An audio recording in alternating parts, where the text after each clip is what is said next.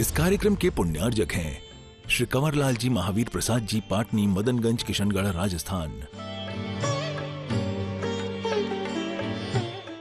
सिद्धम तन्वन्तु सद्धर्म कार्येषु यहामुच्चा सिद्धम प्रयच्छन्तु न। ओम नमो हते भगवते श्रीमते पार्वती शंकराय श्रीमद रत्नत्र रूपाय दिव्य तेजो मूर्ते प्रभा मंडल मंडताय द्वादश गण सहिताय अनंत चतुष्टय सहिताय समूषण केवल ज्ञान लक्ष्मी सोताय अष्टादश दो सहिताय षट्चत्वारिंशत् सद्गुण संयुक्ताय परमेष्टि परम पवित्राय सम्यक ज्ञानाय स्वयं भुवे सिद्धाय बुद्धाय परमात्मने परम सुखाय त्रिलोक महताय अनंत संसार चक्रमर्दनाय अनंत ज्ञान दर्शन वीर सुखास्पदाय त्रिलोक शंकराय सद्ज्ञानाय सद्ब्रह्मणे विरत फणा मंडल मंडिताय ऋषि आरिकाय श्रावक श्राविका प्रमुख चतुसंगोपतर विनाशनाय घाती कर्म शंकरा अजराय अभवाय श्रेष्ठी श्री समस्त शांति धारा कत्रिनाम व्याधिम घिनन्तु व्याधिम घिनन्तु व्याधिम घिनन्तु अनिर्जन अंजना अंशुर्जन आरोग्यार्थम समस्या परिवारा जनाभिषेक पूजन प्रसादा सर्व सेवका नाम सर्वदोष रोग शोक भय पीड़ा विनाशन भवतु।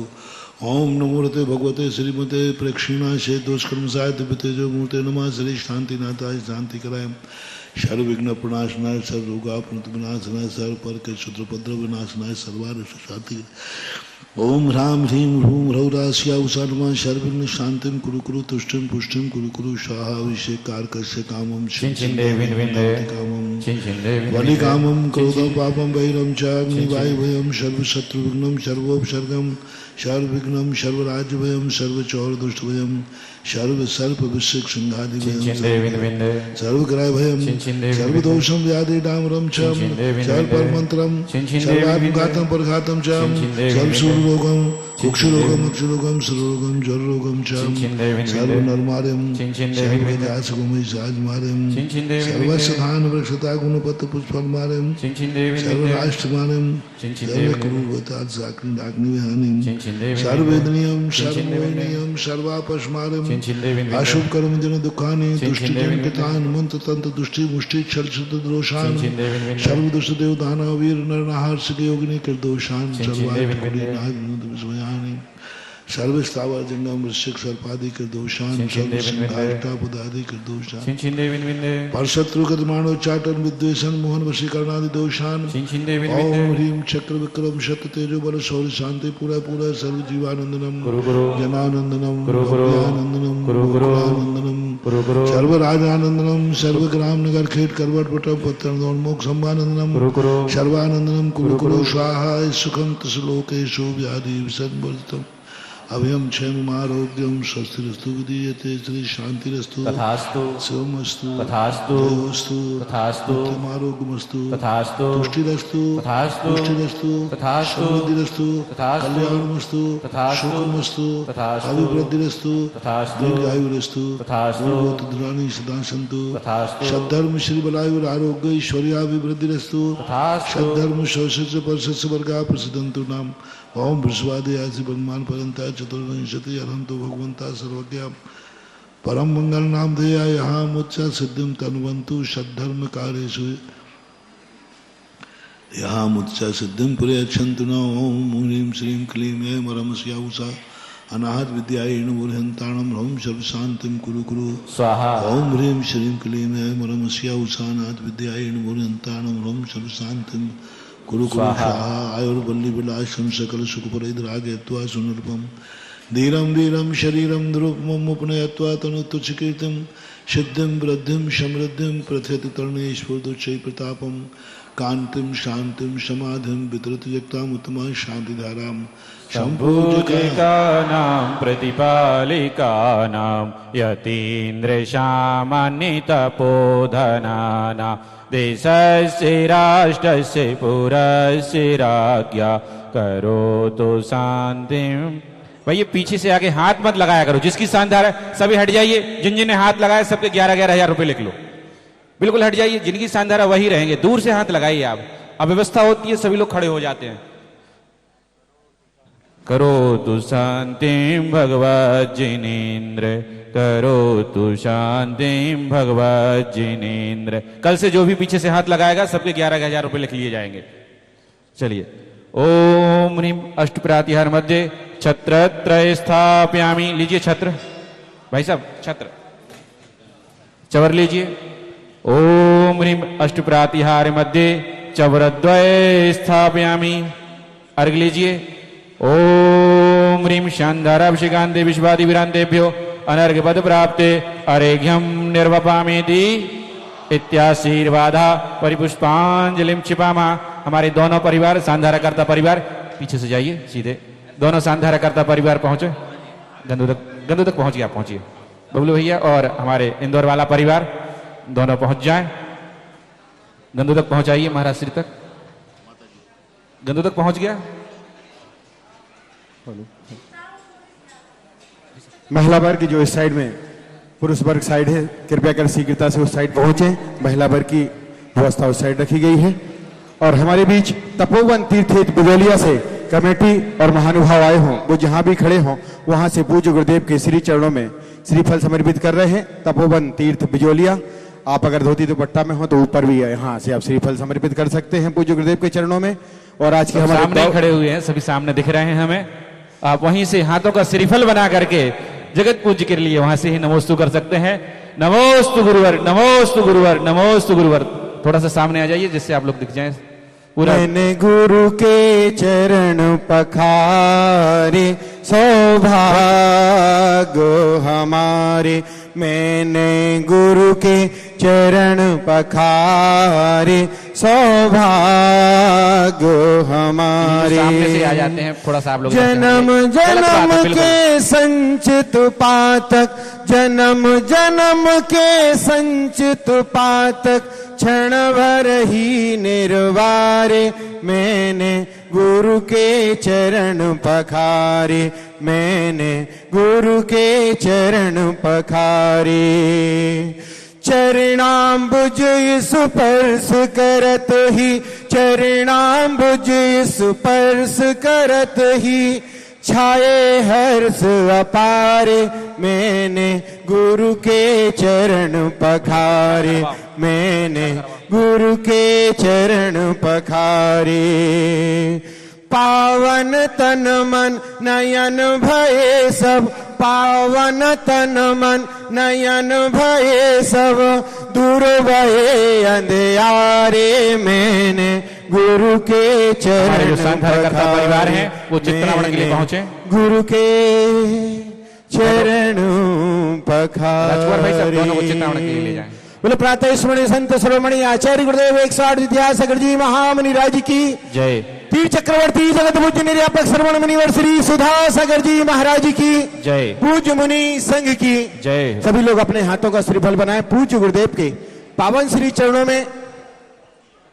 हे स्वामी नमोस्तु। पीछे से हट जाए भैया सभी लोग। हे स्वामी नमोस्तु, हे स्वामी नमोस्तु। आपकी मंगलमयी दिव्य देशना हम सब जीवों का मोक्ष मार्ग प्रशस्त करे, ऐसी भावना के साथ पूज्य गुरुदेव के श्री चरणों में बारंबार नमोस्तु नमोस्तु नमोस्तु। बिजोलिया कमेटी भी पूज्य गुरुदेव के श्री चरणों में श्रीफल समर्पित कर रही है। जय श्री ओम नमः सिद्धेभ्यः, जय श्री ओम नमः सिद्धेभ्यः, जय श्री ओम नमः सिद्धेभ्यः। सर्वमंगलमांगल्यं सर्वकल्याणकारकं प्रधानं सर्वधर्माणां जैनं जयतु शासनं। पंच परमेष्टि भगवान के आचार्य श्री गुरुवर कुंद कुंद महाराज की जय। आचार्य श्री गुरुवर विद्यासागर महाराज की जय। तीर चक्रवर्ती जगत पूज्य निर्यापक श्रवण मुनिवर श्री सुधा सागर जी महाराज की पूज्य मुनि संघ की।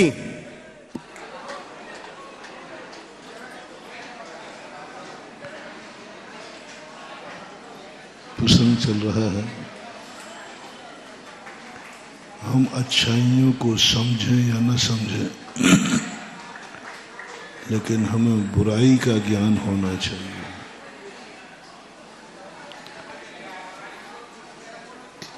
हम कितने ही गुण लेके बैठे रहें, ये गुण सारे गुणों को, एक अवगुण सारे गुणों को गंदा कर देता है। हजार खुशियां जिंदगी भर हंसा सकेंगे या नहीं, लेकिन एक गम जिंदगी भर रुला सकता है। हजारों खुशियां हैं, एक गम सारी जिंदगी को रुला देगा। एक मछली सारे तालाब को गंदा कर देती।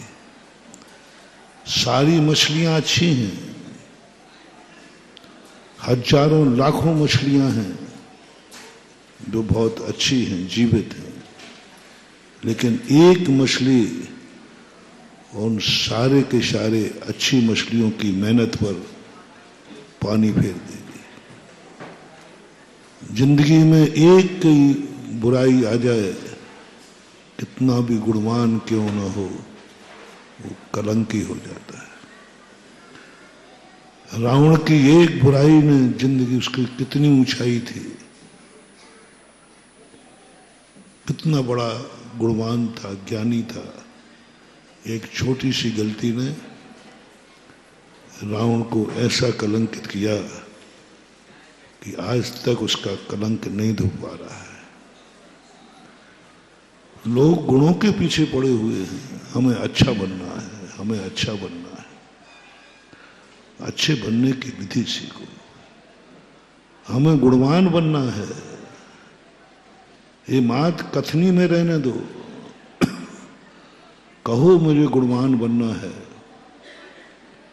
लेकिन क्रिया गुणवान बनने की नहीं करना है, अवगुणों को छोड़ने की करना है। जीवन की अच्छाइयों की ऊंचाई पर पहुंचते पहुंचते हम धरातल में धंसते जा रहे हैं। हम समझते हैं कि हम एक कदम ऊपर उठ रहे हैं, पता चलता है हम एक कदम नीचे जा रहे हैं।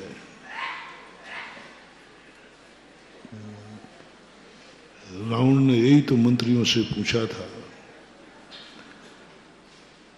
कि मेरे में क्या कमी है जो मैं हार रहा हूं। बहुत बड़ी बात थी।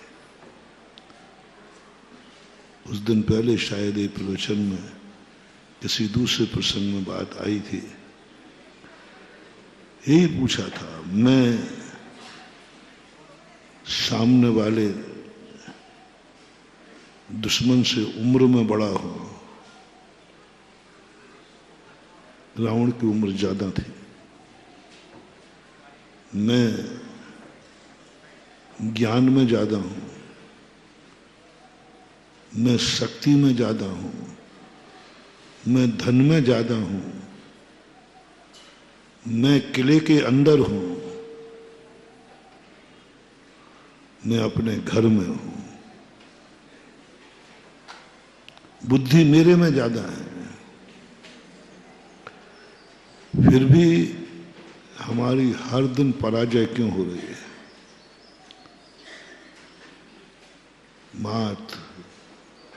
मंत्री ने कहा सब कुछ आपके पास ज्यादा है और सामने वाले के पास कुछ भी नहीं है।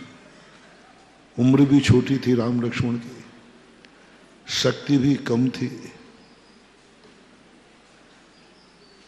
और किला भी नहीं था, लंका के बाहर पड़े हुए थे युद्ध का कैंप लगा करके। ज्ञान भी उतना नहीं था, फिर भी क्यों।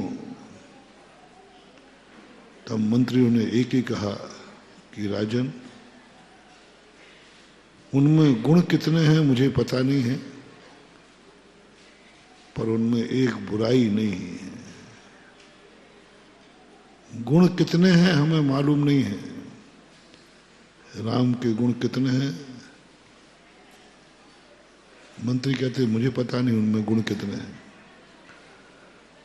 कुछ भी पता नहीं कि क्या है, लेकिन इतना जरूर पता किया है कि उनमें कोई बुराई नहीं है। एक ऑफिसर था एसपी ललितपुर का, सिद्धू भाई नाम था, सरदार था। उनका ट्रांसफर होकर बांधा जिले में उनका एक चुनौती मिली। बहुत बड़ा खूंखार अपराधी था, उसको कोई पकड़ नहीं पा रहा था। तो सिद्धू थोड़ा सा ज़्यादा तेज तर्राट वाला एसपी था, उसको नियुक्त किया गया। वो भी थक गया। अब वो सिद्धू मेरे से जुड़ा था, यूँ मान लो भक्त था। तो वो आया, बोले महाराज जी मुझे एक आशीर्वाद चाहिए। बोले एक फलाना अपराधी है, उसको पकड़ नहीं पा रहा। मैंने क्यों, अपराधी को और पकड़ नहीं पाओ? बोले उसके सबसे बड़ा गुण है कि उसमें कोई बुराई नहीं है, उसमें कोई बुराई नहीं है। शराब वो पीता नहीं, गुटखा भी नहीं खावे, नशे का शौक नहीं, व्यभिचारी है नहीं, स्त्री का शौक नहीं, लोभी है नहीं, धन का शौक नहीं, धन का कोई शौक नहीं उसको। वो घर के सब, उसके घर वाले सब पकड़ है, और कोई बुराई उसके अंदर है ही नहीं। जुआ खेलता नहीं, ताश पत्ती खेलता नहीं। जिनके कारणों से एक व्यसन, पद्मनंदी पंचवंशतिकार कहते हैं, व्यक्ति की जिंदगी में एक व्यसन आ जाए, संसार के सारे गुण रख दिए जाएं, वे 100 गुण अवगुण में परिवर्तित। एक जुआ, एक रात को जुआ आया था, एक रात में जिंदगी में एक बार जुआ खेला है पांडवों ने, रेगुलर 2 बार, रेगुलर, और वो भी राजाज्ञा से गया। कितनी संपदा, सारा इंद्रप्रस्थ के राजा एक रात में वनवासी बन गए थे। एक रात में, एक दुर्गुण ने, एक दुर्गुण के कारण से सब कुछ नाश हो गया। और उस दुर्गुण ने क्या हालत की, अपन सबको मालूम। कोई भी दुर्गुण हो, दुर्गुण अलग चीज है और पाप अलग चीज है, दोनों को अलग करना। व्यसन अलग चीज है और पाप अलग चीज है। व्यसन पाप का भी बाप होता है। पाप उतना खतरनाक नहीं है, व्यसन खतरनाक है। इसलिए जैनाचार्यों ने 5 पापों की व्याख्या अलग की और व्यसनों की व्याख्या अलग की। सभी आचार्यों ने 5 पापों की व्याख्या बिल्कुल भिन्न की और व्यसनों की व्याख्या भिन्न भिन्न की। अरे पाप से अलग क्या व्यसन है? व्यसन कोई पाप कह दो, पाप कोई व्यसन कह दो, पाप को व्यसन कह दो, व्यसन को पाप कह दो, इसमें क्या फर्क पड़ने वाला? अनर्थ हो जाएगा जिस दिन पाप और व्यसन एक हो जाएगा। व्यसन 7 होते हैं, पाप 5 होते हैं। बाप 7 हैं, बेटा 5 हैं। बाप कितने हैं? 7 हो, बेटा कितने हैं? 5। वो तो बहुत छोटा है। पाप कोई बड़ी चीज नहीं है, पाप कोई बड़ी चीज नहीं है। पाप तो छूट जाते हैं, व्यसन नहीं छूटते। एक बार व्यसन आ जाए, व्यसन पाप लत नहीं बनाता, व्यसन लत बनाता है। पाप का ज्ञान होने के बाद पाप छूट जाता है, व्यसन का ज्ञान होने के बाद भी व्यसन छूटता नहीं। अंतर समझना दोनों। कोई व्यक्ति पाप कर रहा है, जब तक करेगा जब तक उसको पाप का ज्ञान नहीं है। पाप को जहर के समान कहा है। जैसे व्यक्ति जहर पी रहा है, कब तक पी रहा है?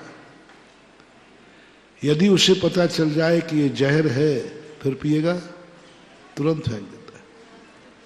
पाप जभी तक जीवन में आता है जब तक उसे अच्छा लगता है, बुरा मानते ही नहीं।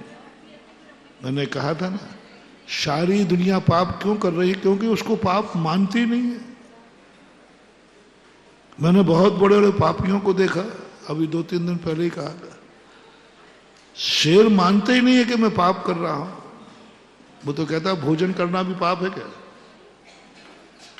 भोजन करना भी, मैं मार कहा रहा हूं, मैं तो भोजन कर रहा हूं, भूख लगी है भोजन कर रहा हूं।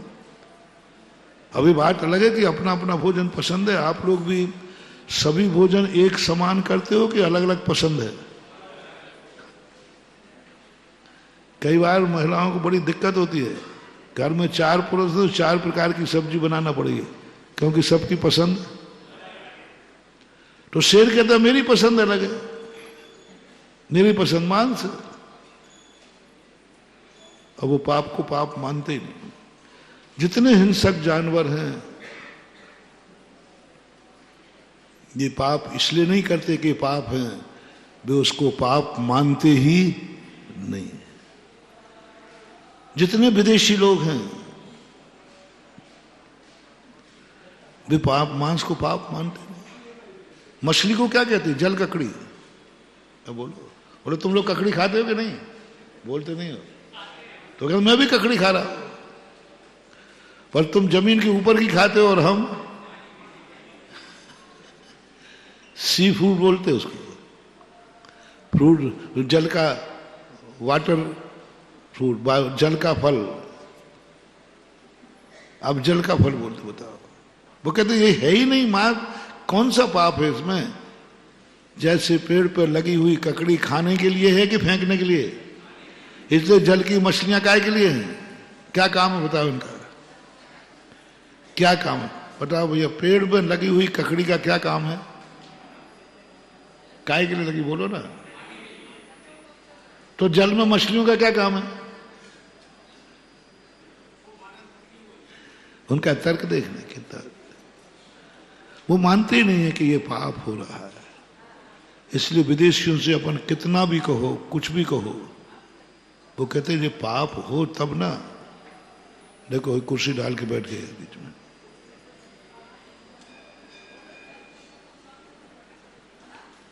ये पाप है ही नहीं तो पाप की स्थिति बनेगी कैसे? सारे विदेशी, सारे मलेक्षी, उनसे कहो कि महाराज भाई ये नहीं, बोले जी मैं पाप मानते ही नहीं। तो मैं कह रहा हूं ना, बोले महाराज जी आप मेरे गुरु नहीं है। एक मांसाहारी बंधु थे, आवाज नहीं। मैंने उनसे कहा भैया क्यों मांस खाते हो? ये बहुत बड़ा पाप है। तो उन्होंने कहा महाराज जी एक प्रार्थना करो, अपने बाप की बात मानना चाहिए कि दूसरे के बाप की? अपने बाप की बात मानना चाहिए दूसरे की बाप की? तो आप मेरे गुरु हैं ना, मैं अपने गुरु की बात मानता हूं। हमारा गुरु तो कहता है कोई पाप नहीं, वो खुद खाता है। अब मैं आपकी बात कैसे मानूं? मैं आपको गुरु ही नहीं मानता। मैं आपको भगवान कैसे मानूं? आपके महावीर स्वामी को मैं उनको भगवान मानते ही नहीं। आपके शास्त्र में कैसे मानूं? मेरे शास्त्र में तो लिखा है। मेरे तो शास्त्र लिखने वाले भी खाते थे, मेरे तो भगवान भी खा रहे हैं, गुरु भी खा रहे हैं, सब खा रहे हैं। हमारे बाप भी खा रहे हैं, हमारी जाति भी खा रही है, हमारी कुल परंपरा खा रही है, सभी खा रहे हैं। और आप ही प्रदान देते हो कि पिता की आज्ञा मानो, जाति के अनुसार चलो, कुलाचार पालो। हमारा तो कुलाचार यही है, वंश परंपरा से यही मांस खाते आए हैं, अभी कभी नहीं छोड़ सकते, क्योंकि वो उसको पाप मानता ही नहीं है। नहीं माने हुए भी पाप होता है। तुम पाप को समझो या न समझो, पाप तो पाप था, है और रहेगा। मैंने उपमा क्या दी पाप की? जहर के समान होता है। पाप जहर के समान होता है। चाहे जाने में खाओ चाहे अनजाने में खाओ, वो तो पाप ऐसा ही होता है। अनजाने में भी पाप करते हैं, पापी कहे होते हैं, वो मानते ही नहीं। वो कहते तो धर्म है। मैं बकरा कहाँ काट रहा हूं महाराज जी, आप कहते हो मैं तो धर्म कर रहा हूं। आप नारियल फोड़ते हो, हम बकरा की खोपड़ी फोड़ते हो, दोनों में क्या अंतर? आप भी धर्म के लिए फोड़ते हो और हम भी धर्म के लिए। उसके बावजूद भी जाने अनजाने में भी करो, अनजाने में करो, कैसे भी करो, पाप तो पाप ही रहेगा। यानी जो व्यक्ति पाप को पाप मान के ना करे तो वो पापी नहीं है क्या? बहुत अंतर समझना। शेर भली भोजन कर रहा है लेकिन हो क्या रहा है? पाप, पापी की कोटि में आएगा। पाप है। अनजाने में कर रहा है, धर्म मान के कर रहा है तो भी पाप है। पूज्यवर समंतबद्ध महाराज ने धर्म क्रिया के लिए किया हुआ पाप भी पाप है, भले उसमें पुण्य का बंध नहीं होगा, पाप का बंध नहीं होगा। शावद्ध लेशौ बहु पुण्य राशौ। बहुत बड़ा मंत्र दिया, सूत्र दिया। जैन दर्शन कितना महान हो गया यहीं पर, इतनी सी बात को लेकर जैन दर्शन उच्च सिंहासन पर बैठ गया। जो दार्शनिक हैं, फिलॉसफर हैं, वे सारी बातों को लेकर के प्रभावित नहीं होते। दार्शनिक कुछ अच्छाइयां नहीं देखता। तुम्हारा धर्म कितना अच्छा है, फिलॉसफर की सबसे बड़ी कमी होती है।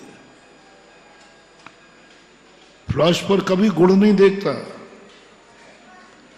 फिलॉसफर, डॉक्टर और गुरु, ये तीन लोगों का नेचर है, ये कभी अच्छाई नहीं देखते।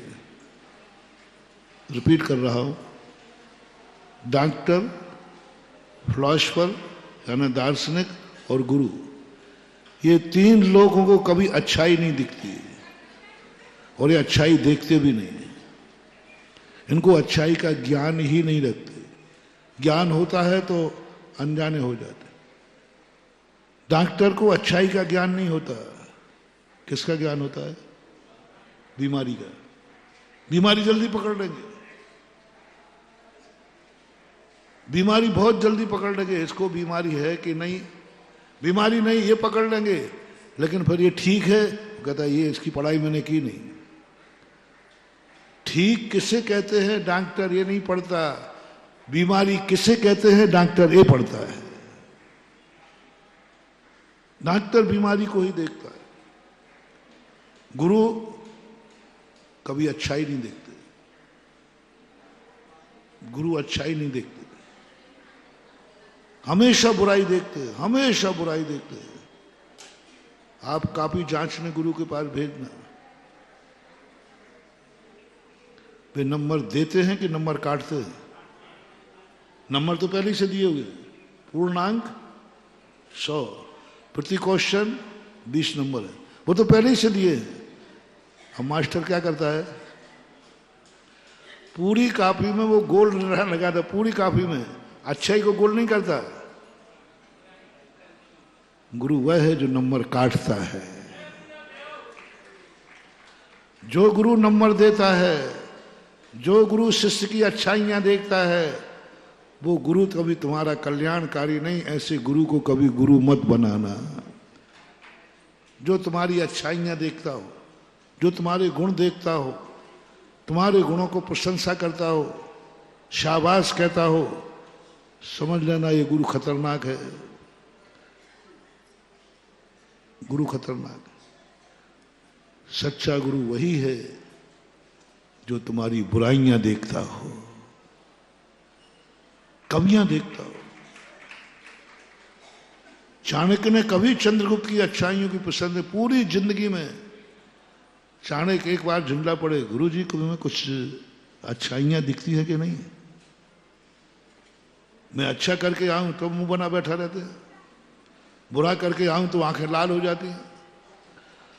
आज तक कभी चाणक्य ने चंद्रगुप्त को शाबाशी नहीं दी, कभी शाबाशी, आशीर्वाद दिया है।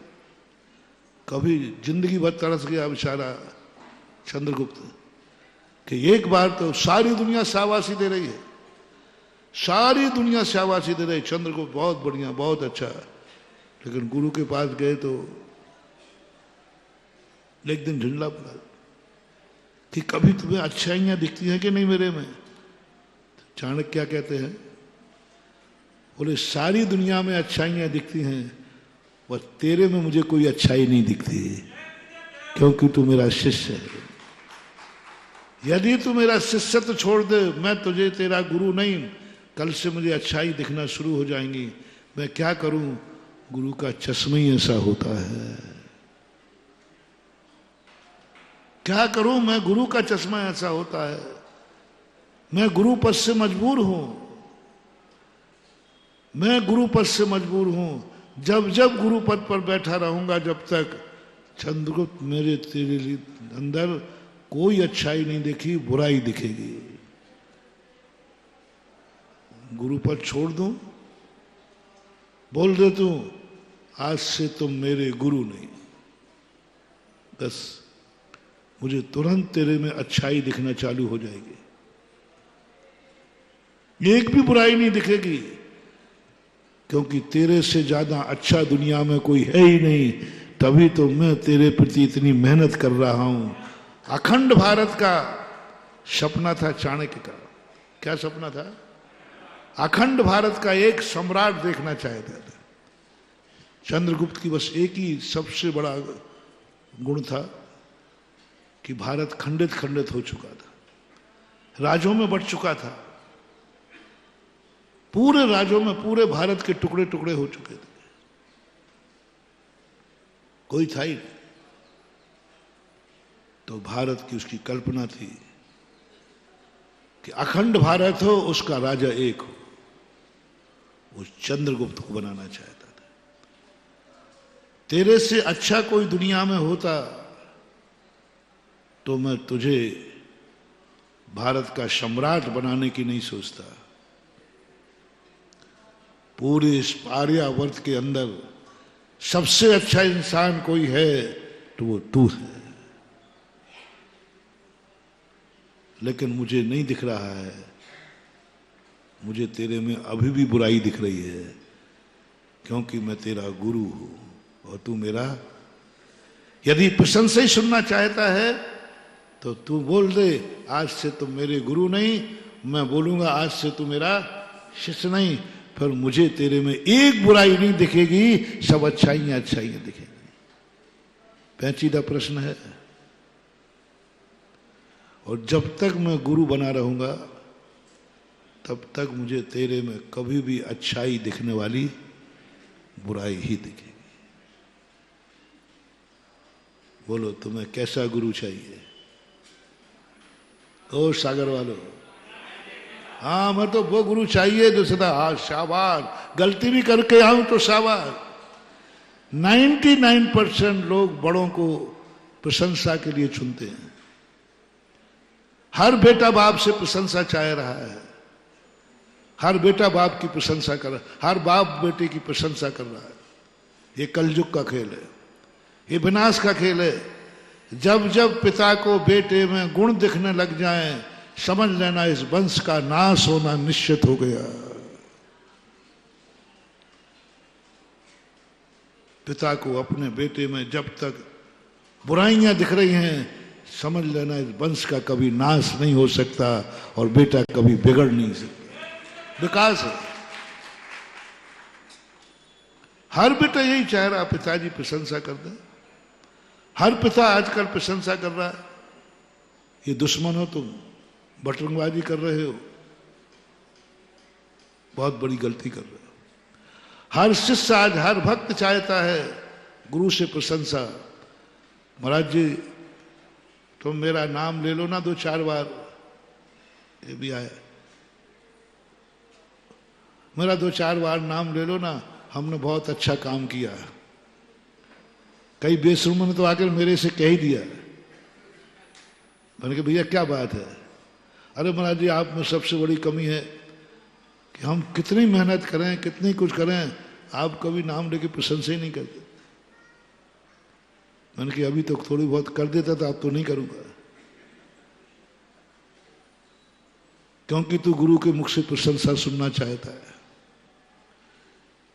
मोटिवेशन, जब जब तुम्हारे मन में ये भाव आ जाए कि मैं गुरु से प्रशंसा सुनना चाहता हूं, नोट कर लेना, तुम्हारा अशुभ दिन चालू हो गया, डाउनफॉल, विनाश का समय आ गया। जब जब तुम्हारे मन में भाव आवे, और जब जब गुरु के मन में भाव आवे, दुर्गुण भी हैं, गुण भी हैं, और गुणों की प्रशंसा करने का भाव आवे, समझ लेना मेरे अंदर तुम्हारे मिटाने का भाव आ गया। इसको कैसे बर्बाद करूं, इसका नाश कैसे करूं? एक प्रशंसा की आग की भट्टी है, जिसमें अपने दुश्मन को डाल दो, जल के राख हो जाएगा। क्या बोल रहा हूं? प्रशंसा की आग ऐसी आग है, और बड़े लोग जब प्रशंसा करें, समझ लेना ये प्रशंसा नहीं है, ये आग है, और तुम आग की भट्टी में जाके जा चुके हो। अब तुम बच नहीं सकते, क्योंकि प्रशंसा, और तुमने चाह ली। प्रशंसा करते हैं बड़े लोग, लेकिन तुम्हारी हालत बता रहा हूं। इसलिए प्रशंसा कर दी कि तू खुश हो जा, इस भाव से, इस भाव से प्रशंसा कर दी, जिससे मेरा चेला खुश हो जाए, मेरा बेटा खुश हो जाए, मेरा नौकर खुश हो जाए, मेरा परिवार खुश हो जाए। पति ने प्रशंसा कर दी पत्नी की, पत्नी खुश हो जाए। पत्नी ने प्रशंसा कर दी, पति खुश हो जाए। खुश करने के लिए जब तुम्हारे मन में प्रशंसा का भाव आ जाए, समझ लेना मिटने का भाव तुम्हें मिटा देगा, बर्बाद कर देगा, वो बर्बाद कर देगा। इसलिए जब तुम्हारा संबंधी, तुम्हारा गार्जियन, तुम्हारा हितैषी तुम्हारी प्रशंसा करे, तो तुम कभी उसे अच्छा मत मानना, तुरंत सोचना जरूर मेरे से कोई गलती हो गई है, जो अक्षम्य गलती है, मेरे कौन से पाप के उदय हैं, आज गुरु महाराज मेरी प्रशंसा कर रहे हैं। हाँ, गर्दन नीचे झुका लेना। अच्छे लोगों को आप देखना,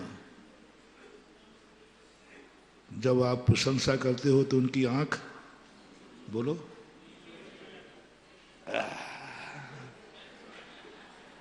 आज मेरी प्रशंसा हो रही ना, और मालूम मेरी प्रशंसा किसने की है? बोल दो, बोल दो। आज मेरी प्रशंसा गुरु ने किया, सीना 56 इंच का करूं, अकड़ के चलेगा उस दिन पट्टा। इसी का नाम है दुर्योधन, इसी का नाम है कंस, इसी का नाम है हिरण्यकश्यप, इसी का नाम है रावण, इसी का नाम है सिकंदर। पापी सदा प्रशंसा सुनना पसंद करता है। शायद वो पापी सदा प्रशंसा सुनना पसंद करता है। पापी को अपना सगा भी यदि उसकी बुराई कर दे तो बड़ों को निपटा देता है। विभीषण को निपटाया नहीं रावण ने, क्योंकि क्या कर दिया? अरे नाना माली, नाना ने जब समझाया, नाना का रावण ये गलत कार्य है, तो रावण कहता है नाना खबरदार, नाना हो इसलिए मैंने तुम्हारी जीभ नहीं काटी। रावण को बुराई सुनने की आदत नहीं है। नाना को बोला, नाना को, अपने सगे नाना को। रावण की सभा में उनके नाना भी थे। उन्होंने कहा रावण को सब, रावण बुराई सुनना नहीं पसंद करता, नाना तो दादा के बराबर होता है ना, दादा को फटकार दिया है, गलती कर रहे हो, मैं रावण हूं, प्रशंसा करना हो तो करो, चाहे मैं गलत करूं और चाहे सही करूं, मैं बुराई सुनना पसंद नहीं करता। कैकसी रावण की माता का नाम। जब विभीषण को लात मारी रावण ने, तो माता कैकसी से पास पहुंचा, बोले भैया ने मुझे लात मार दी। वो गया था, माँ समझा देगी। माँ ने कहा बेटा तू अपने भाई का नेचर नहीं समझता, उसको बुराई सुनना पसंद नहीं है, नहीं तो मैं नहीं समझा देती। रावण ने जब सीता का अपहरण किया, मां जिंदा थी, मां जीवित थी।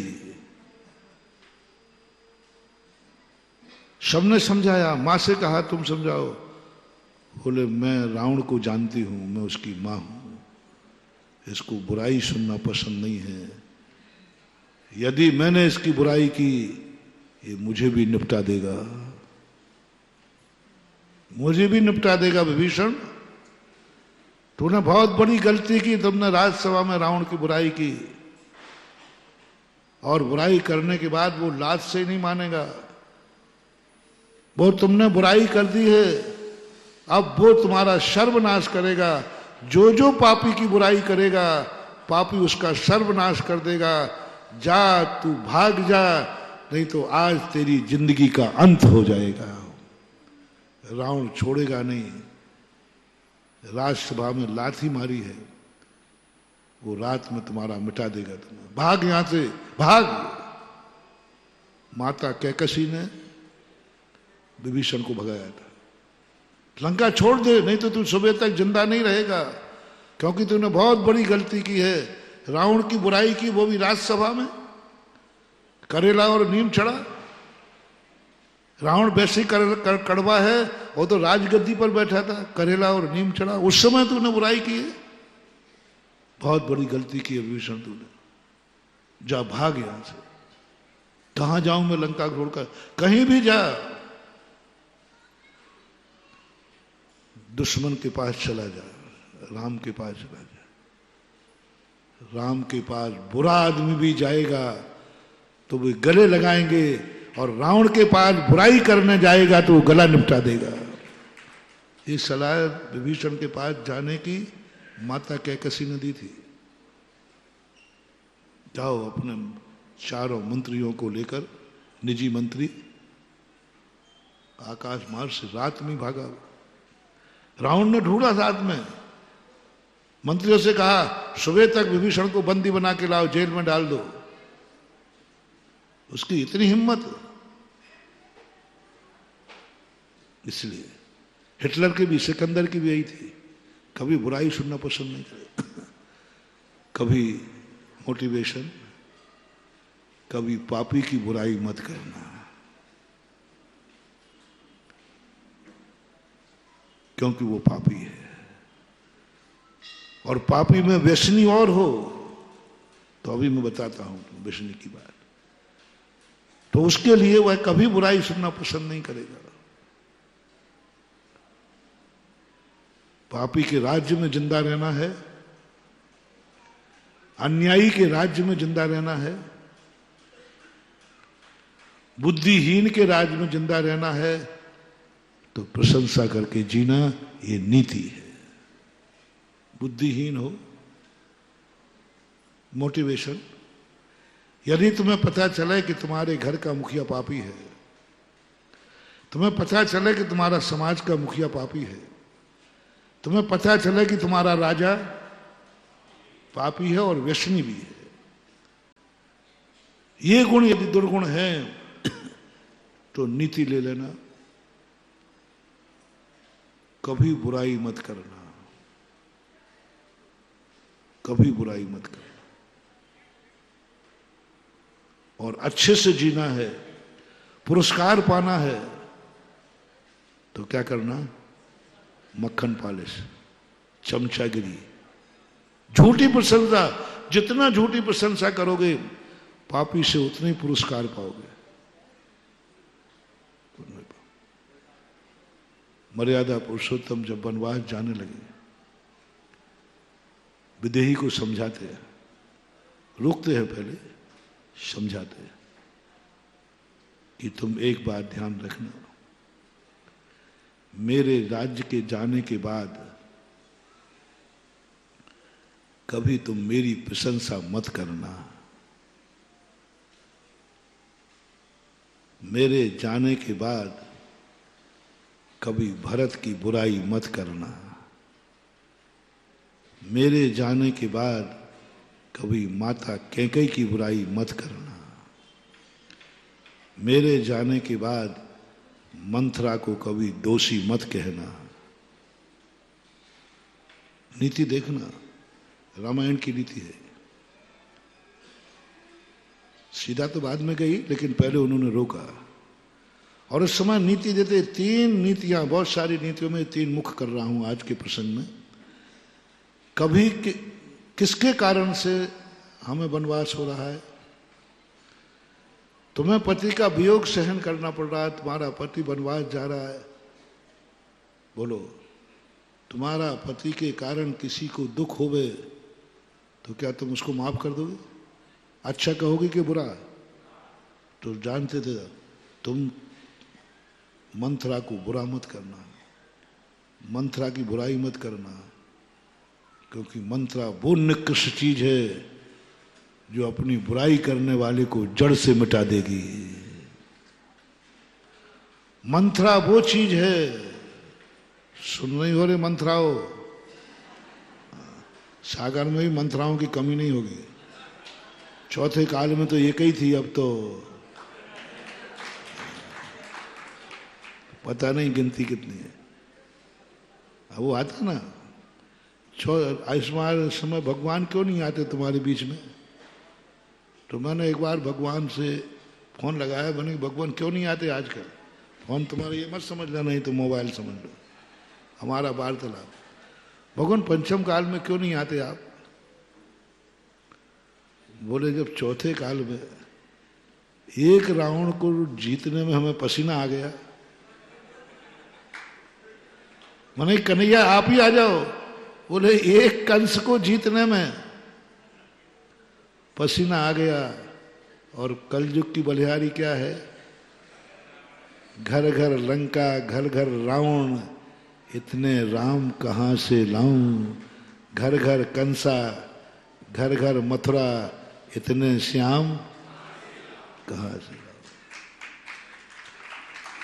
एक मंथरा ने ये सारा, एक मंथरा ने अयोध्या को तहस नहस कर दिया। नौकरानी थी, दासी थी, दासी थी, नौकरानी थी। दासी आई थी दहेज में, पहले दहेज में दासियां आती थी राजकुमारियों के साथ। उनकी जो मुख्य दासी होती थी वो साथ मथुरा जनक से आई थी, साथ में आई थी, प्रिय दासी थी। दासी ना कह के उसको दाई कहो। दूसरा नाम क्या है उसका? पहले राजकुमारियों को दाइयां पालते, जो राजकुमार को पालती थी वही दासी दाई के नाम से कही जाती थी। रथी दासी थी, वहां से आई थी मंथरा, जनकपुरी से आई थी। बस था एक कितनी सी अकल, पूरी अयोध्या का नाश हो गया। एक बुद्धिहीन व्यक्ति से कभी मोर्चा मत लेना, बुद्धिहीन से मोर्चा लेना। मैंने कहा ना, मूर्ख के राज्य में जीना, मूर्ख से मोर्चा लेना, सर्वनाश कराना। एक मंथरा की बुद्धि ने अयोध्या को क्या किया? साकेत, जहां तीर्थंकरों का जन्म हुआ हो, जहां बलभद्र को भी दर दर की ठोकरें खिला दी, एक तुच्छ दासी के दिमाग में, एक दासी का, एक मंथरा जब इतना कबाड़ा कर सकती है, तो आज पंचम काल में कितनी मंथराएं हैं? आप लोग थोड़ा बोल दो तो अच्छा लगेगा, है कि नहीं? हाँ महाराज खूब है। और एक मंथरा के कहने पर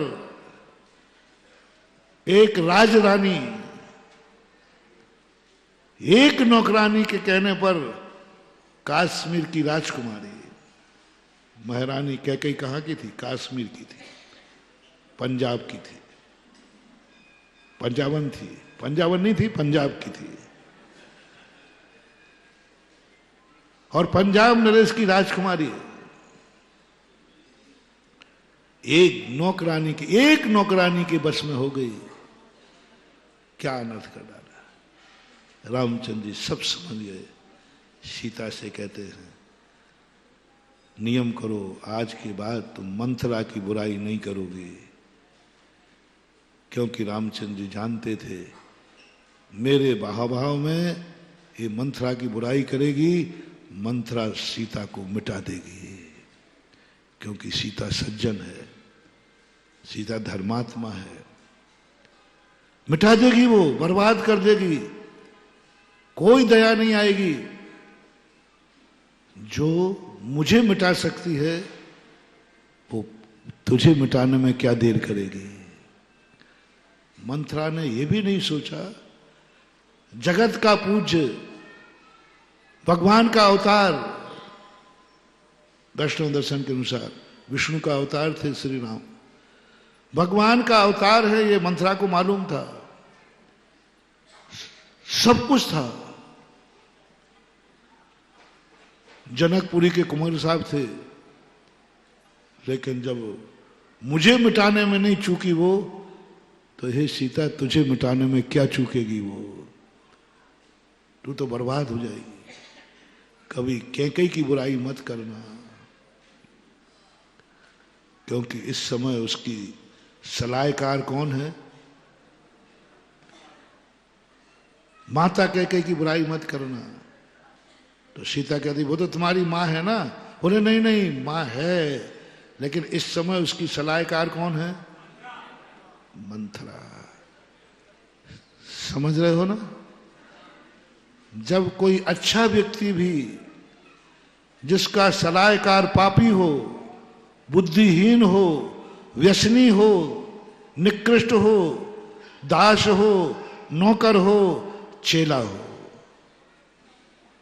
गुरु किसके अंडर में चल रहे हैं? सावधान, गुरु अच्छे हैं, कोई कमी नहीं है, लेकिन सावधान, गुरु का सलाहकार कौन है? सावधान। गुरु अच्छे हैं, बुरे नहीं कह रहा हूं, रिपीट कर रहा हूं, गुरु। अब सावधान रहना, उनका सलाहकार ग्रस्त है। सलाहकार कौन है?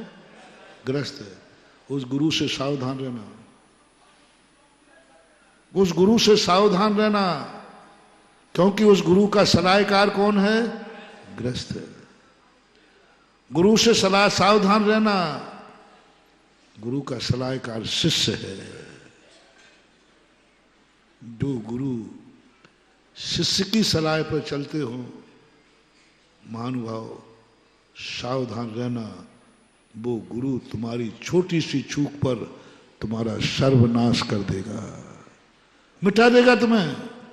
क्योंकि उसका सलाहकार कौन है? गुरु का सलाहकार कौन है? इसलिए जितने राजाओं के सलाहकार होते थे वो गुरु होते थे। राजाओं के सलाहकार कौन होते थे? वैष्णव दर्शन में तुम्हें ज्यादा देखने को मिलेगा। जब भी राजा किम कर्तव्य विमूढ़ होता था तो गुरुओं के पास जाता था। बेटे के सलाहकार, अभी बताता हूं, गुरु का सलाहकार शिष्य है, समझ लेना, बहुत खतरनाक गुरु है। स्वयं का नाश करेगा और सारे चेलों को तहस नहस कर देगा। हर शिष्य का शोषण हो जाएगा, क्योंकि गुरु का सलाहकार चेला है। चेला है, गुरु से सलाह लेते हैं। गुरु शिष्य कभी भी गुरु को सलाहकार, सलाह छोटों से नहीं ली जाती है। जितने नेता होते हैं इनके सलाहकार मालूम कौन होते हैं? IAS officer. जितने जो बड़े नेता होते हैं ये तो मूर्ख होते हैं, ज्यादा पढ़े लिखे तो होते नहीं इनके सलाहकार आईएएस ऑफिसर। जितने भी देखना आप दिल्ली में देखना, आईएएस ऑफिसर जो कलेक्टर की रेंज के हैं, कमिश्नर की रेंज के हैं, वे नेता के सलाहकार होते हैं। बुद्धिमानों से सलाह ली जाती, बुद्धिहीनों से नहीं। ताजश्री सलाह लेते थे अपनी मां से, गंगा से। बेटा मां से सलाह ले रहा है, समझ लेना वो मां इस बेटे को आकाश में पहुंचा देगी। और मां बेटे से सलाह ले रही है, समझ लेना अब तेरा नाश होने वाला है। गुरु की बात, गुरु शिष्य से सलाह न लेवे। चाणक्य ने कहा, चंद्रगुप्त मुझे तुम्हारी सलाह की जरूरत नहीं है। एक दो बार चंद्रगुप्त ने कहा, गुरुजी मैं आपको सलाह दूं? टेंशन में थे, बहुत टेंशन में थे। कई बार चाणक्य टेंशन में आए तो चंद्रगुप्त थे। उन्होंने कहा, गुरुजी मैं इसका रास्ता बताऊं? तो चंद्रगुप्त ने कहा, चंद्रगुप्त मुझे तेरी सलाह की जरूरत नहीं, मैं मरते मर जाऊंगा लेकिन चेले से सलाह नहीं लूंगा। मैं मरते मर जाऊंगा, चेले से सलाह नहीं लूंगा। और जो गुरु अपने चेलों की सलाह पे चलता है, चेलों की बात मानता है, तो चेले की बुद्धि तो जितनी है उतनी चलेगी ना। वो गुरु को क्या सलाह दे सकता है? संसार में मैंने एक ही गुरु देखा अभी तक जिसने कभी जिंदगी में चेलों की सलाह नहीं ली, वो है मेरा गुरु।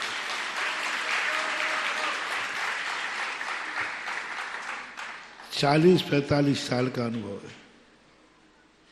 हम लोग कई बार सोचते थे थोड़ी हम लोगों से सलाह मांग ले। अपन लोग तो बुद्धिमान है ना, हम लोग की सलाह मान ले।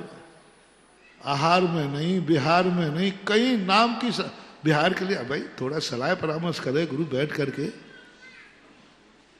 आज सब कुछ चला, बताओ भैया ये चलो अपन को बिहार कहाँ करना चाहिए,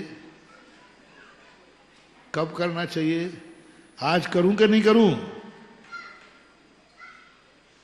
कायदा से बोलो। अपन चेला क्या पसंद करेंगे? हाँ, चेला के मनोभाव देखो। गुरु जी मेरे से सलाह, मेरे से पूछे क्यों भैया कब बिहार करना, कहाँ करूं, आज करूं कि नहीं? चेला से पूछ रहे, चेला खुश हो जाएंगे। समझ लेना महानुभाव, तुम्हारा विनाश निश्चित है, क्योंकि गुरु तुमसे सलाह मांग रहा है। हमारे आचार्य श्री ने, मैंने तो जिंदगी में नहीं सुना कि उन्होंने कभी हम लोगों से पूछ के बिहार किया हो। उनको यही डर नहीं कि मैं नाराज हो जाऊंगा, नहीं जाना, बिना पूछे क्यों गए। अरे चेला हो, जो चाहे तुम्हारा बच्चा होता है ना, छोटा सा बच्चा, यदि माँ थोड़ी सी आगे निकल जाए ना तो फैल फैला के मचल जाता है। तो मम्मी के आज बोले नहीं आना, लौट के आओ। वो छोकरा बहुत अहंकारी होता है, बिल्कुल मचल के बैठ जाएगा। तू आगे निकली कहती तेरी औकात मेरे से बड़ी। बोलो तुम छोड़ के चली जाती हो कि लौट के आना पड़ता है? और लौट के जैसे आओगे पट्टा तुरंत खड़े होके चलेगा। बोलो बस उसकी मुछ नीचे हो। देखो पॉइंट, तुम आगे मुझे छोड़ के क्यों गई, वो मचल जाएगा। माँ तो बेचारी मोही है, तो बेचारी लौट आती है। गुरु और जन्माणी माँ को मैंने कहा था ना, गुरु हैं तेरे बाप नहीं, जन्माणी माँ है तेरी मम्मी नहीं। अरे बिना कहे जाना, अरे पहले पूछो। सब चेलों से पूछा हो, हम भी चेला है उसमें। चेले की पसंद क्या है?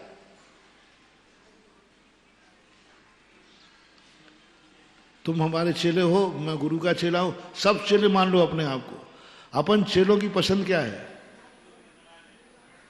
तुम्हें कौन सा बाप अच्छा लगता है जो तुमसे बार बार पूछे, सलाह लेवे, कोई भी काम बेटे से पूछ के ना करे? हाँ महाराज, अच्छे पापा का तो यही लक्षण होना चाहिए। बताओ रे बेटो, जो पापा तुमसे कुछ भी नहीं पूछता और एक पापा जो है हर कार्य तुमसे पूछ के करता है, तुम्हें कौन सा पापा पसंद है? झूठ मत बोलो, अभी सही सही बोलो। महाराज वही पापा अच्छा है जो बार बार पूछे, रोटी भी खावे तो पूछ के, दान भी देवे तो। हाँ, बेटों को वो पापा बहुत अच्छे लगते हैं। पापा ने कह दिया भैया अब बेटा मेरा बराबर का हो गया, मैं उससे पूछ के दान दूं, और तुम्हें पता चले तेरे पापा ने कहा बेटे से पूछ के दूंगा, उस समय तुम्हें कैसा लगेगा? जिस समय तुम्हें पता चला कि पापा ने महाराज से भी कह दिया है कि मैं बेटे से पूछ कर बोल पाऊंगा, मैं बिना बेटे की सलाह के नहीं करता हूं, ये खबर तुम्हें मिली बेटो, कैसा लगा? गलत मत बोलो, झूठ बोले कौआ काटे। हो पापा ने महाराज के सामने मेरी इज्जत रख दी, मेरे से पूछेगा, बस समझ जा तेरा डाउनफॉल आ गया। तुम्हें ऐसे पापा पसंद है? अरे चुल्लू भर पानी में डूब जा,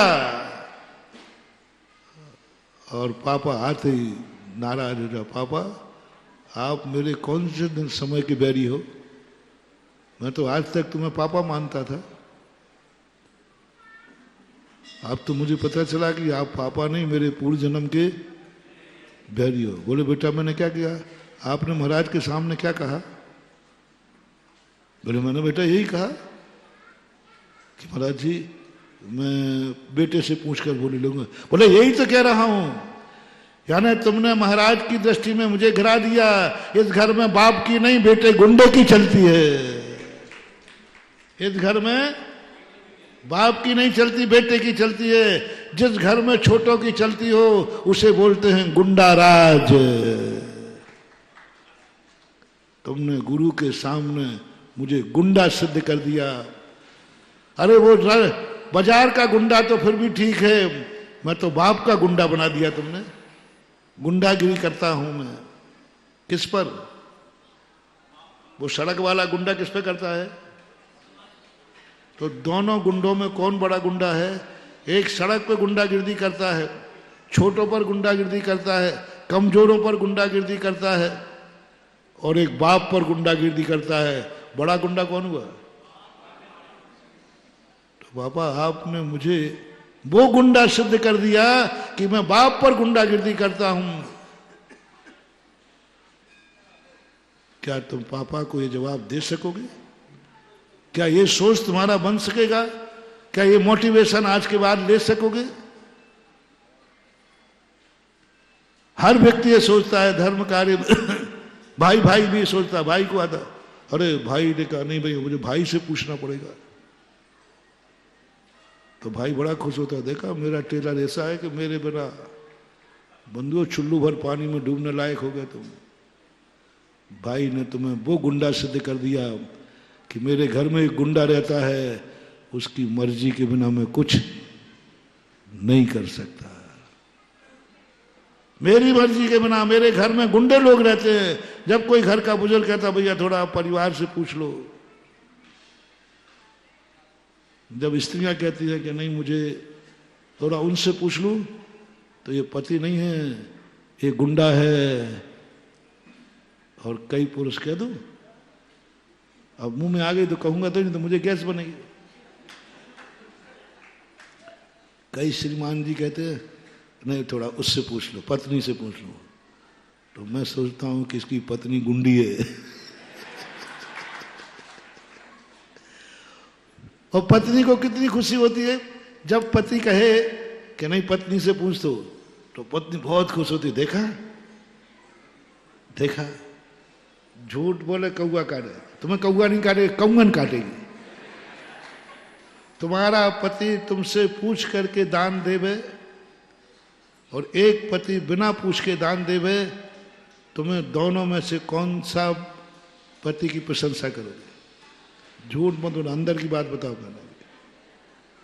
जो पति तुमसे पूछकर दान देता है, ओहो मेरा पति कितना अच्छा है, मेरे बिना पूछे महाराज से भी कह दिया थोड़ा घर में, और बिना पूछे दे दिया। और तुम्हारे पति तुमसे कुछ नहीं पूछते हैं और दान दे देते हैं, तुम घर में झगड़ा करती हो। मैं भी हूं, थोड़ी पूछ तो रहते, थोड़ी अकल तो रखते। मैं भी हूं, मेरे से तो पूछते थे रहते, झगड़ा करती हैं। 50% महिलाएं यदि पति उनके बिना पूछे दान दे जाए, 100% नहीं कहूंगा, कितने परसेंट कहते तुम ही बता दो। अच्छा बता, तुम्हारा पति तुम्हारे बिना पूछे बिना जानकारी में दान बोलकर आ जाए, कितने % महिलाएं बुरा मानेंगी? कितने % महिलाएं घर जाके उल्हाए ना देंगी? क्या तुम्हें मैं मर गई थी क्या? क्या क्या क्या वो बोल दे रहा थोड़ा सा, मुझे ज्यादा है। मुझे तुम लोग सुना दे तो लौट के सुना दे, महाराज बोल क्या दिया, घर में झगड़ा हो गया, मैं मर गई थी क्या, मैं जिंदा थी, थोड़ा तो पूछ लेते। कितने % लोगों को ये उल्हायना देने का भाव आएगा? परसेंटेज बता दो, हाथ नहीं उठवा रहा हूं, आप लोग बता दो कितने। तुम लोग ये तो बोलेंगे ही नहीं, तुम तो सब पति हो ना, तो कितने % पुरुष मानते हैं कि हमने उसके बिना पूछे धर्म का दान दे दिया तो घर में उल्हायना तो जरूर मिलेगा? उल्हायना थोड़ा तो पूछ लेना चाहिए था। मैं मर थोड़ी गई थी, मैं जिंदा थी।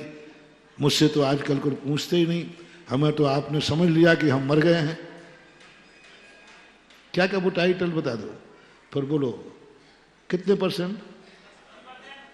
50? चल जो आप कह दो वो ठीक है। 50% महिलाएं कहेंगी। तुम में अकल है ही नहीं, क्योंकि अकल तो तुम्हारी चुटैया में है। तुम खुश हो गई, अरे उसने महाराज के सामने, सारी सभा के सामने तुम्हें गुंडन सिद्ध कर दिया है कि घर में एक गुंडन रहती है जिसके बिना मैं धर्म भी नहीं कर सकता। तुम्हें क्या सिद्ध कर दिया? नहीं समझ पाई तुम? नहीं, मैं अपने भक्तों से कहना चाहूंगा, मैं अपनी भक्तों से कहना चाहूंगा, अपने से जो तुम्हारे घर में बड़े हैं उनको एक ही बात कह देना, अच्छे कार्य के लिए मेरे से पूछने की जरूरत नहीं। आप तो धन तो क्या, मुझे भी दान पे लगा दो तो भी मैं कुछ कहने वाली नहीं। कैसा घर था वो? धर्मराज ने भाइयों से नहीं पूछा कि मैं तुम्हें दाव पर लगा रहा हूं। ऐसे नहीं बन गए वो धर्मात्मा, ऐसे नहीं पांडव विजयी हो गए, ऐसे नहीं पांडवों की जय जयकार हो गई। क्या गजब की चीज! तुम्हें तो किससे पूछने की बात हो गई भैया? तुम्हारे भाई ने, तुम्हारे पिता ने, तुम्हारे पति ने, या तुम्हारी पत्नी ने, तुम्हारी मां ने धर्म ही किया है ना, उस पर भी तुमने उल्हायना दे डाला। कैसा प्रसंग है! जुआ पे बैठे हैं धर्मराज। बोलो, इंद्रप्रस्थ पर 5 भाइयों का बराबर हक था कि अकेले धर्मराज का? तो क्या धर्मराज का कर्तव्य नहीं समझते थे कि भाइयों से पूछ लो, उनका भी हिस्सा है? नहीं समझते थे क्या? धर्मराज इतने बुद्धू नहीं थे कि बुद्धू थे क्या जो नहीं जानते थे कि 5 भाइयों का है? भाइयों से पूछ लूं, क्या मैं इंद्रप्रस्थ दाव पर लगा सकता हूं? जवाब दो, पूछा क्या? चलो 4 पांडवों ने उठाए ना दिया क्या? हाथ पकड़ा क्या? भैया क्या कर रहे हो आप? भैया बराबरी का होता है। मेरा भी हिस्सा है। आप दाव पे कैसे लगा रहे हो? क्या चारों पांडवों ने कहा? बोलो, नहीं कहा।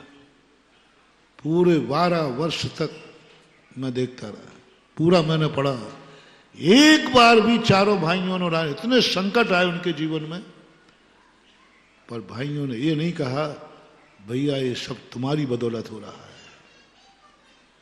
भैया तुमने मुझे पूछना ही पर उपयुक्त नहीं समझा, मैं बराबरी का हूं भीम। बोलो, बराबरी के थे कि नहीं चारों? मैं बराबरी का हूं भैया, थोड़ा तो पूछ लेते। हम लोगों तो आपको समझते ही नहीं, थोड़ा तो पूछ लेते। लगा दिया दाव पे कि नहीं? चलो, संपत्ति लाई। जब चारों भाइयों को दाव पे लगाया तब तो पूछ लेते कि तुम चारों को मैं दाव पे लगा रहा हूं। बोलो, पूछा क्या उलाय ना दिया कि भैया आप दाव पे लगते लगते मुझे लगाने वाले कौन हो? और गजब खो गया। और कहो, जैन दर्शन के अनुसार तो नहीं बोल पाऊंगा, अन्य दर्शन है, जब द्रौपदी को दाव पर लगाने लगे, जैन दर्शन के अनुसार वो अर्जुन की पत्नी थी, सावधान। वैष्णव दर्शन के यार पंचभरतारी थी। दाव पर लगाते समय किससे पूछा? जैन दर्शन के अनुसार अर्जुन की पत्नी को दाव पर लगाने का क्या अधिकार था धर्मराज को? क्या अर्जुन से पूछा? क्यों? द्रौपदी ने क्यों नहीं कहा कि तुम कौन होते हो दाव पर लगाने वाले? मेरी अनुमति के बिना दाव पे क्यों लगाया? पूरा का पूरा महाभारत पढ़िए, जो भी 17-18 भाग है, जो भी भाग, पूरा महाभारत पढ़िए।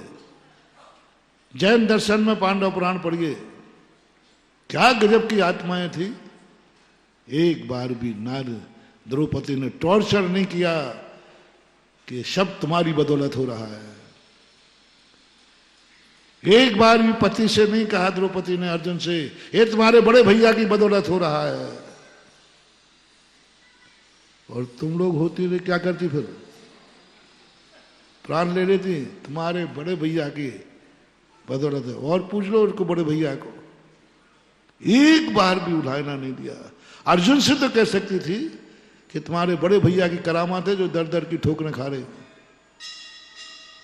अपहरण हो गया, काम्पिल देश का राजा लूट के ले गया, तब भी नहीं कहा ये सब तुम्हारी बदौलत, भाई की बदौलत हो रहा है।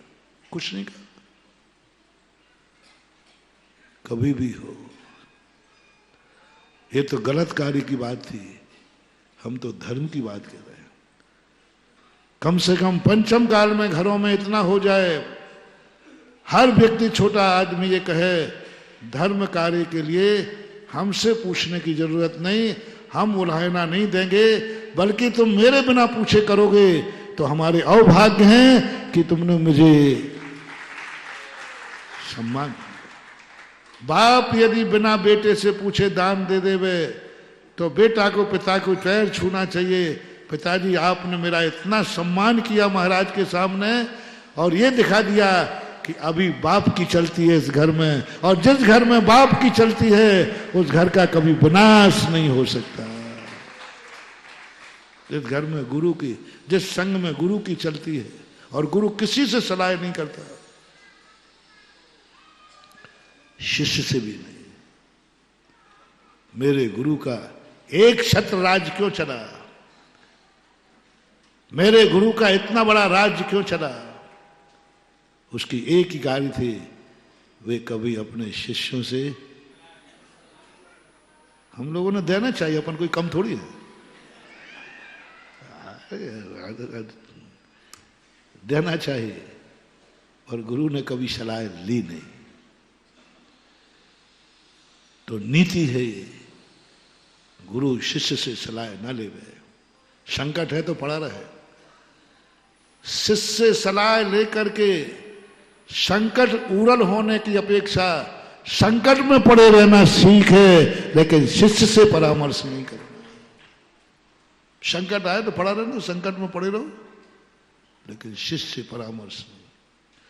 तुम कितने भी संकट में आ जाना, नारी से सलाह ले लोगे, स्त्री से, चाणक्य नीति, नारी से तुम्हारी पत्नी बहुत ज्ञानवान है, तुम संकट में पड़ गए, तुम स्त्री से सलाह ले लोगे, तुम संकट मुक्त हो जाओगे, पक्का है, करके देख लेना।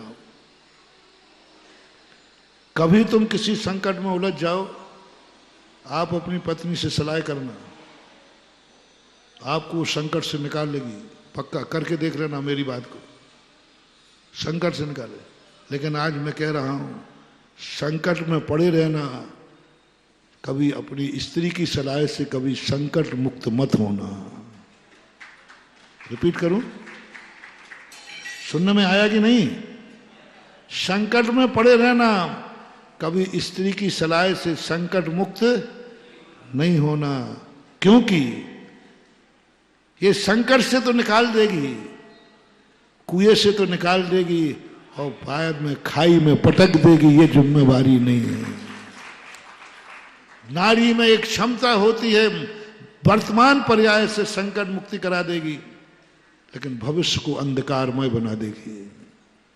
ये नीति है, मैंने नहीं कहा, नीति है। वर्तमान में तुम्हें कितने भी संकट में निकाल देगी, लेकिन भविष्य तुम्हारा अंधकारमय है। और जब तुम अंधकार में रहोगे, तूने ये क्या किया, तो वो लाना क्या आएगा, मुझे क्या मालूम, तुम इतनी बुद्धि औरतों की बातों में आ जाते हो। आप देख लेना, इसकी बात नहीं मानी तो ये तुम्हारे प्राण ले लेगी, मुझे तो कुछ समझते ही नहीं हो, और मान ली और फिर काम बिगड़ गया तो फिर उल्हाई ना दे के देखना, देख लो ये हो गया तेरी बात मानने से, तो वो क्या जवाब देगी, बोलो बोलो बोलो, जल्दी बोलो। मुझे नहीं मालूम कि इतनी बुद्धि औरतों की बातों तुम आए क्यों, मैं तो औरत हूं, यानी इधर कुआ तुम अकल में आओ रे।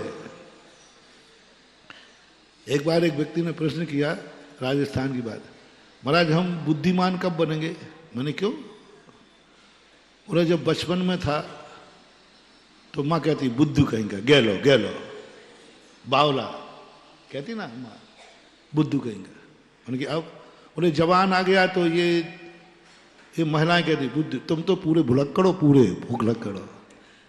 बाजार में तुम्हें सब्जी लेने भेजा और कोई भूल गए तो भुलक्कड़ हो, भुलक्कड़। ऐसा एक व्यक्ति बताओ जिसने कभी पत्नी से ने, तुम्हारे में तो अकल तो है ही नहीं, तुम तो याद तो तुम्हें कुछ रहता ही नहीं।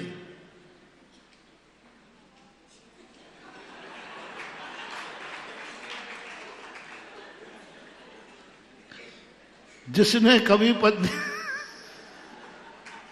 तुम तो पक्के भोंदू हो, बुद्धू हो, है ना? सब एक आध बार सुने बैठे हैं, चलो कोई बात नहीं, वो तो है जो है।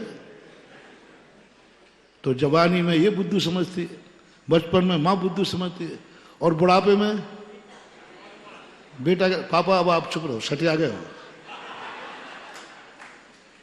बुढ़ापे में बेटा कहता पापा अब तुम, तो हम बुद्धिमान कब बनेंगे? मैंने कहा एक तरीका है, जब तक उन तीनों के चंगल में रहोगे तुम बुद्धू बने रहोगे, और तीनों को छोड़ दो तुम बुद्धिमान हो जाओगे। तीनों को छोड़ दो बुद्धिमान हो जाओगे। तुम दीक्षा लेके देखो, माँ भी कहेगी देखो मेरा बेटा मुनि बन गया, ओहो धन्य है।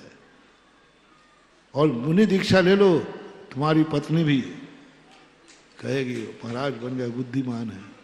दीक्षा ले लो, बेटा भी तुम्हारे पैर धो करके गंधोदक लगाएगा, मेरे पापा महाराज है। बिना उसके काम बनेगा नहीं।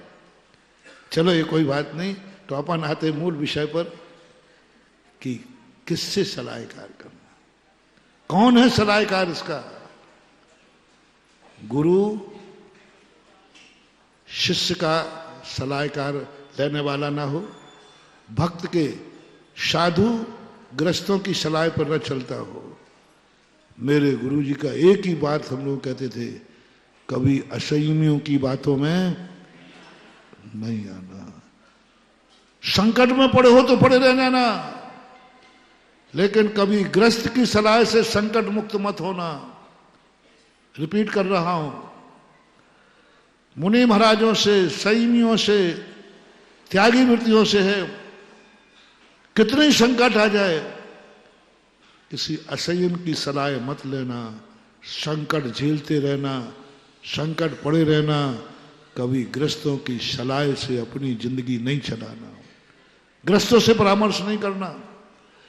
जिस साधु का सलाहकार ग्रस्त होगा, उसकी साधुता एक ना एक दिन संकट में पड़ेगी, और ऐसे संकट में पड़ेगी कोई उठाने वाला भी नहीं मिलेगा। इसलिए साधु का सलाहकार कौन नहीं? ग्रस्त नहीं। गुरु का सलाहकार, बाप का सलाहकार, राजा का सलाहकार, मालिक का सलाहकार नौकर। रामचंद्र जी सीता से कहते हैं, कैकेयी माता है मेरी, लेकिन हे सीते, इस समय कैकेयी की सलाहकार मंत्रा है, दासी है, दासी है।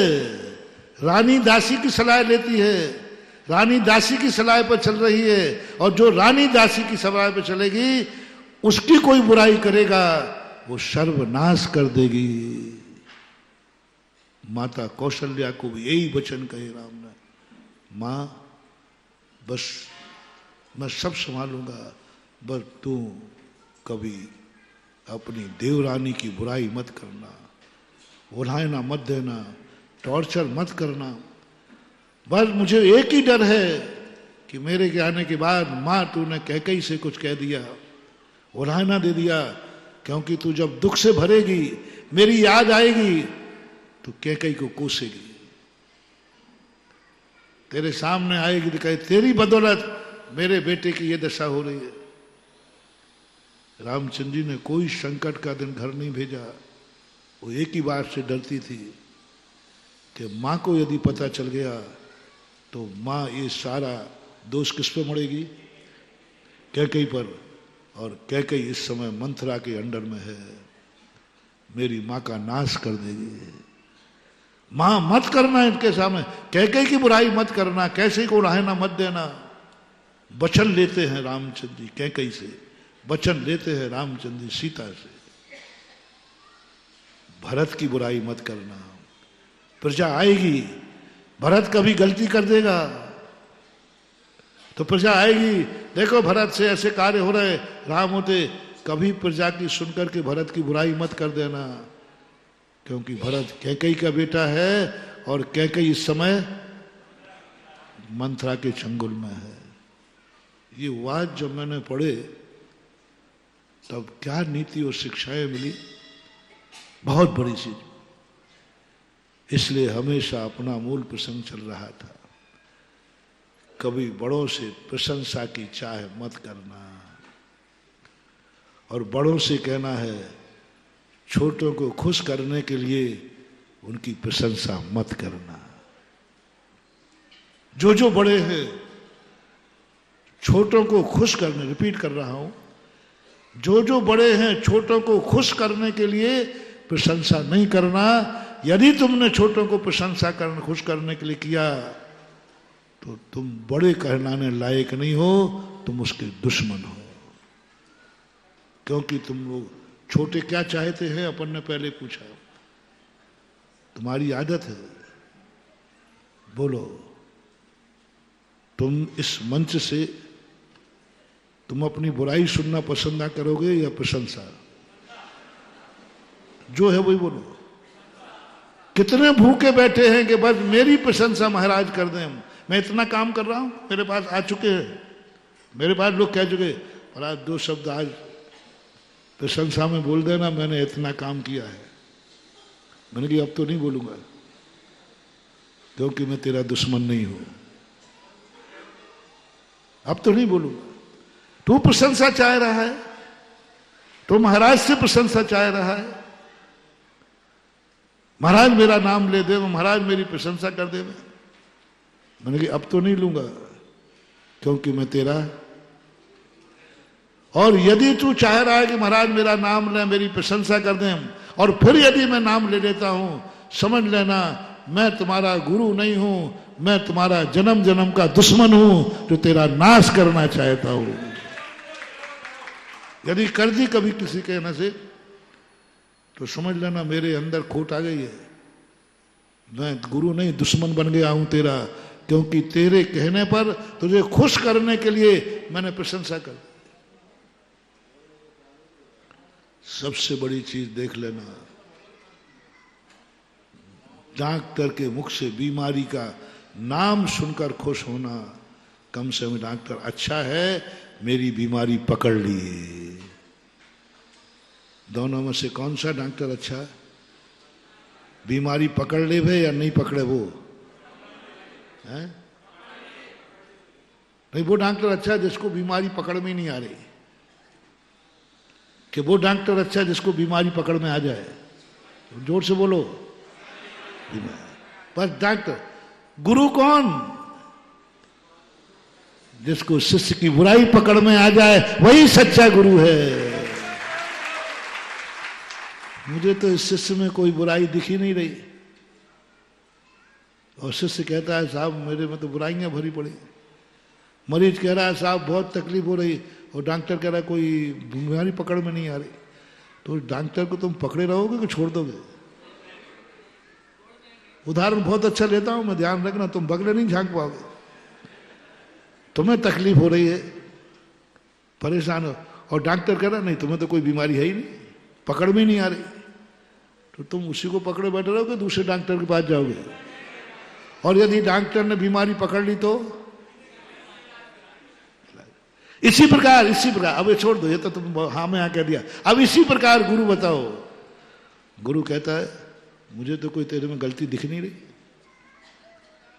और शिष्य हमेशा अपने आप को मानता है कि मैं गलतियों का पिटारा हूं। जब तक गलतियों का पिटारा मांगता है तभी तक वो शिष्य रहेगा। जिस दिन ये मान लेगा कि मेरे में कोई गलती नहीं, उस दिन वो शिष्य ही नहीं रहेगा। क्यों रहेगा? वो शिष्य बनेगा ही नहीं, बन ही नहीं सकता। जिसको ये मालूम है कि मेरे जीवन में कोई गलती, वो कभी गुरु नहीं बनाते, वो गुरु बनाएगा ही नहीं। काहे के लिए गुरु बनाना? जिसको ये मालूम है कि मेरे में कोई बीमारी, वो डॉक्टर को जाएगा? काहे को जाएगा? क्योंकि बीमारी है ही नहीं। बीमारी की अनुभूति होती है तभी डॉक्टर के पास जाता है, कमियों की अनुभूति होती है तभी वो गुरु को खोजता है। गुरु बना रहा है, गुरु को खोज रहा है, यानी शिष्य को अनुभव में आ गया है मेरे में ज्ञान की कमी है, मेरे में चारित्र्य XYZ, तभी वो गुरु बनाता है। और वो गुरु बनाने आया है। और गुरु ने कहा मुझे तो तुम्हारे में कोई कमी नहीं दिख रही। और शिष्य कहता है कि कमी नहीं होती तो मैं आता ही काहे को, मैं शरण लेता ही क्यों? समझ लेना ये गुरु तुम्हारे काम का नहीं है, क्योंकि इसको तुम्हारे में कोई बुराई। बहुत गजब का बात आई महानुभाव। उस गुरु को कभी गुरु मत बनाना जो कह रहा है मैंने तो तुझमें कोई बुराई दिख ही नहीं रही। सच्चा गुरु कौन? जो शिष्य भी कह रहा है मेरे में कोई बुराई नहीं है, और गुरु कहता है मुझे तो तेरे में 1000 बुराई दिख रही है। और शिष्य क्या कह रहा है? मेरे में तो कोई बुराई है ही नहीं। गुरु कहता कापी ला मिले मुझे। वही जैसा बहुत दिन पहले प्रवचन कहा था, शिष्य हमेशा कापी में अच्छा ही लिखता है, सही ही लिखता है, लेकिन जब गुरु जांचते हैं तो पेपर 100 नंबर का किया था और जांचने के बाद 33 मिले, इसका नाम है गुरु। अपनी दृष्टि में 100 नंबर का है और गुरु की दृष्टि में 33 नंबर लिख ले, पर समझ लेना गुरु कौन? गुरु कौन? जो दोषों को देखता हो, जो तुम्हारी बुराई करता हो, हमेशा कमियां देखता। और तीसरा मैंने कहा था दार्शनिक। दार्शनिक व्यक्ति कभी भी अच्छाई नहीं देखता। इस कार्यक्रम के पुण्यार्जक थे श्री कंवरलाल जी महावीर प्रसाद जी, पाटनी, मदनगंज, किशनगढ़, राजस्थान।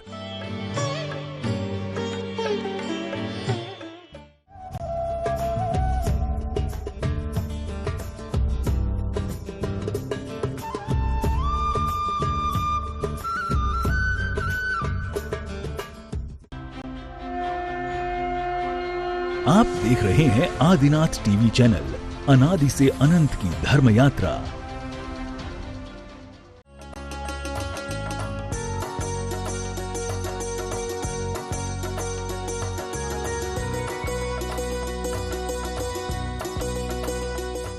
श्री 1008 श्री दिगंबर जैन ज्ञानोदय महा अतिशयकारी तीर्थ क्षेत्र नारेली जी, अजमेर, राजस्थान।